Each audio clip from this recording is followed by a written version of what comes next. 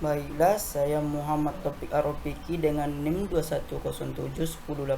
Saya akan mempresentasikan tentang perkembangan e-learning dari masa ke masa. Baiklah, langsung saja kita mulai. E-learning merupakan singkatan dari electronic learning, yaitu proses pembelajaran yang menggunakan media elektronik khususnya internet sebagai sistem pembelajarannya. E-learning merupakan dasar dan konsekuensi dari perkembangan teknologi informasi dan komunikasi.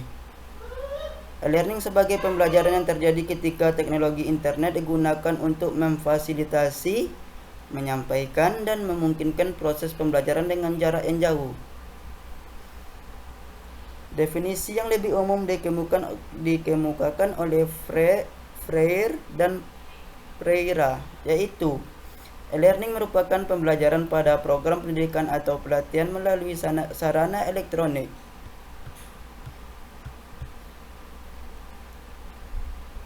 Sejarah e-learning. E-learning diperkenalkan pertama kali oleh Universitas Illinois yang berlokasi di Urbana-Champaign. Universitas Illinois memperkenalkan e-learning yang menggunakan komputer yang disebut Plato. Dalam sistem instruksi berbasis komputer assisted instruction. Perkembangan e-learning sejak saat itu terus berjalan bersamaan dengan perkembangan dan kemajuan teknologi. Pada tahun 1960, era komputer based training CBT dimulai yang mana banyak bermunculan aplikasi e-learning yang menggunakan PC standalone atau dikemas dalam bentuk CD-ROM. Materi yang disajikan bisa dalam bentuk tulisan atau multimedia seperti audio dan video dalam format. Hingga tahun 1994, komputer based training terus diterima oleh masyarakat luas. Oleh sebab itu, komputer based training mulai hadir dalam beberapa bentuk paket yang lebih menarik dan CBT mulai diproduksi secara masif. Pada tahun 1997 hadir Learning Management System dengan singkatan LMS. LMS ini hadir beriringan dengan perkembangan teknologi internet, yang mana masyarakat di dunia mulai beralih menggunakan internet. Pada masa itu juga masyarakat mulai merasakan kebutuhan akan informasi yang bisa didapatkan dengan cepat sebagai sebuah kebutuhan yang mutlak,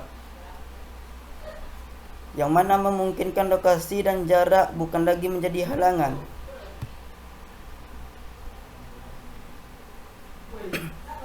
Tahun 1999 dinyatakan sebagai tahun lahirnya aplikasi e-learning berbasis website. Perkembangan e-learning management system menjadi aplikasi e-learning berbasis website merupakan perkembangan secara total yang mengubah sistem pembelajaran dan administrasi mengajar belajar. Learning Management System mulai dikombinasikan dengan majalah, surat kabar, dan situs-situs informasi lainnya. Konten dari e-learning juga semakin kaya, dengan gabungan multimedia seperti video streaming dan penampilan interaktif yang hadir dalam berbagai pilihan format data yang berukuran kecil dan lebih standar. E-learning memungkinkan fleksibilitas dan efektivitas dalam proses pembelajaran. Maka itu, e-learning dikatakan sebagai sistem pembelajaran masa depan yang akan terus berkembang dari masa ke masa. Jenis-jenis e-learning.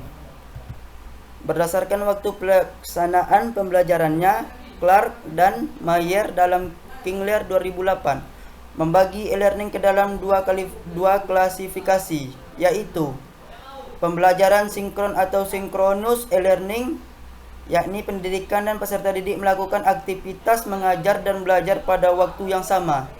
Contohnya, yaitu melalui percakapan online, video konferensi atau video real time. Pembelajaran asinkron atau asinkronous e-learning, yang mana pendidik dan peserta didik melakukan aktivitas mengajar dan belajar pada waktu yang berbeda. Contohnya, yaitu aktivitas menyediakan atau mengirim materi pembelajaran. Aktivitas dalam bentuk blog, forum, atau wiki melalui file sharing, email, atau situs tertentu.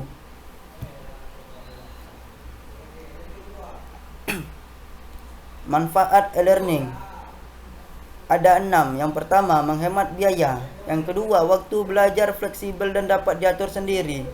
Yang ketiga, memungkinkan untuk memantau performa. Yang keempat, meningkatkan interaktivitas antara peserta didik dalam proses pembelajaran. Yang kelima, jangkauannya lebih luas. Yang keenam, penyimpanan dan penyempurnaan materi pembelajaran menjadi lebih mudah. Kekurangan e-learning. Terdapat beberapa tempat yang tidak memiliki akses internet. Masih terdapat kekurangan sumber daya atau tenaga yang memiliki pengetahuan dan keterampilan dalam mengakses internet. Terdapat kekurangan pada penguasaan bahasa komputer. Perubahan yang cukup drastis pada peran guru yang semula menguasai sistem pembelajaran konvensional kini menjadi harus menguasai sistem pembelajaran yang berbasis internet. Terdapat kecenderungan untuk mendorong perkembangan aspek komersial dan bisnis dan malah mengabaikan aspek sosial dan aspek akademis. Bergantung pada motivasi peserta didik. Jika peserta didik tidak memiliki motivasi belajar yang tinggi, maka kemungkinan besar ia akan gagal. Proses belajar dan mengajar lebih cenderung menjadi sistem pelatihan, bukan pendidikan.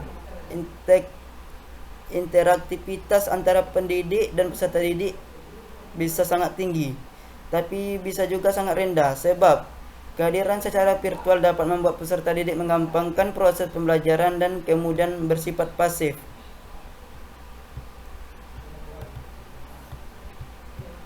Sekian presentasi saya tentang e-learning dari masa ke masa. Saya ucapkan terima kasih.